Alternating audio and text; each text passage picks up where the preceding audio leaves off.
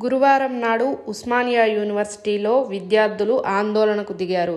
పరిపాలనా భవనంకు ఉన్న ముళ్ల కంచెలు తొలగించాలని, ఇప్పటికైనా ఓయూ వీసీ నియంతృత్వ పాలన వీడాలని డిమాండ్ చేశారు.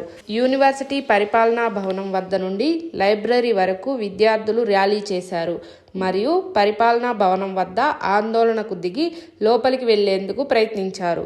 దాంతో యూనివర్సిటీలో ఉద్రిక్తత వాతావరణం ఏర్పడింది. ఆందోళన చేస్తున్న విద్యార్థులను పోలీసులు అరెస్టు చేశారు.